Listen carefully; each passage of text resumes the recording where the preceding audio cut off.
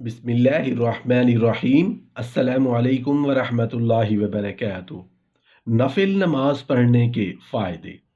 एक हदीस है जिसका मफ़हूम कुछ इस तरह है कि हज़रत मुआज़ बिन जबल रज़ी अल्लाह अन्हु ने कहा, या रसूल अल्लाह सल्लल्लाहु अलैहि वसल्लम, जन्नत में जाने का कोई आसान रास्ता तो बता दीजिए।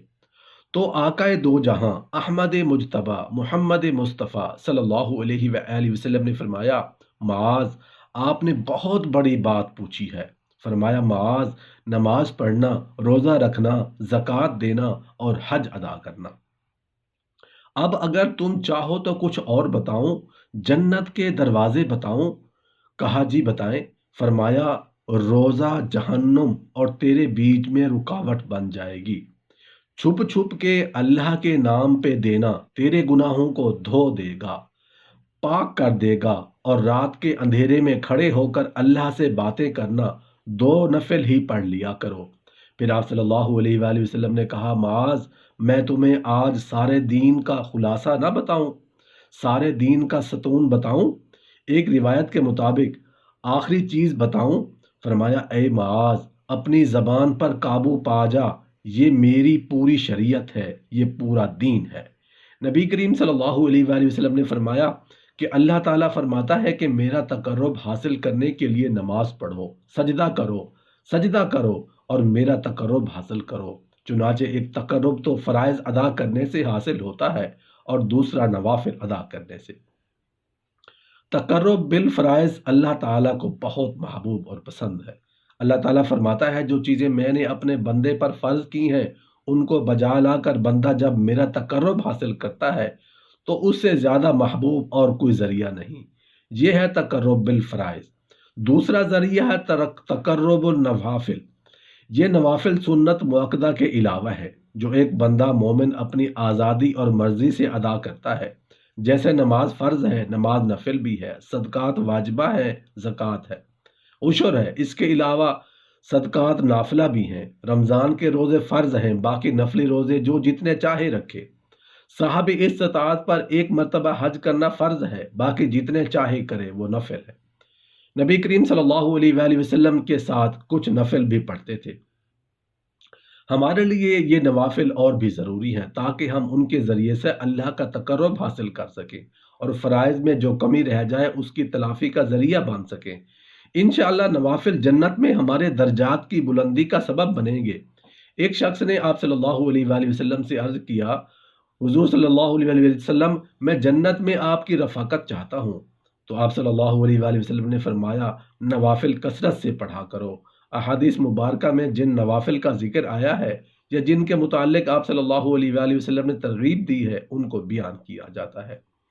नमाज तहय्यतुल वुज़ू।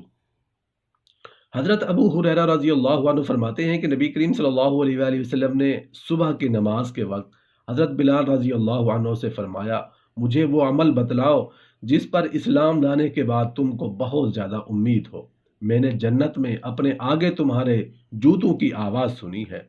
हज़रत बिलाल रज़ी अल्लाहु अन्हु ने कहा, मेरी नज़र में मुझे सबसे ज़्यादा उसी अमल पर उम्मीद है कि मैं जब वज़ू करता हूँ, दिन हो या रात में, उस वज़ू से नवाफिल पढ़ता हूँ जो मेरे लिए मुक़द्दर हूँ। इस हदीस से वज़ू की फजीलत भी साबित होती है और जन्नत में जाने का सबब है। ये आम नमाजों की तरह ही नमाज पढ़ी जाती है। नमाज तहय्यतुल मस्जिद। हज़रत अबू कतादा रज़ी अल्लाहु अन्हु फरमाते हैं कि नबी करीम सल्लल्लाहु अलैहि वसल्लम ने फरमाया, जब तुम में से कोई मस्जिद में दाखिल हो तो बैठने से पहले 2 रकात नमाज पढ़े।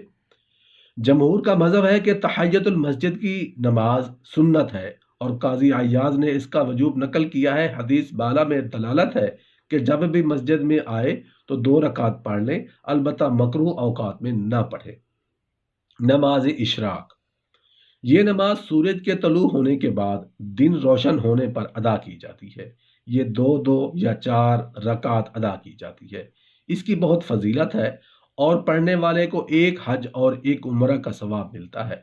उसको अदा करने का अफजल तरीका ये है कि फजर की नमाज के बाद वहीं बैठे रहें और जिक्र वगैरह करते रहें।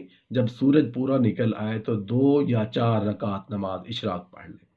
हज़रत मुआज़ बिन अनस रज़ी अल्लाहु अन्हु जहनी फरमाते हैं कि नबी करीम सल्लल्लाहु अलैहि वसल्लम ने फरमाया, جو آدمی صبح کی نماز کے بعد اپنے نماز گاہ پر بیٹھے یہاں تک کہ اشراق کے 2 نفل پڑھے اور زبان سے اچھی گفتگو ہی کرے، اس کے گناہ اگرچہ سمندر کی جھاگ سے بھی زیادہ ہوں معاف کر دیے جاتے ہیں۔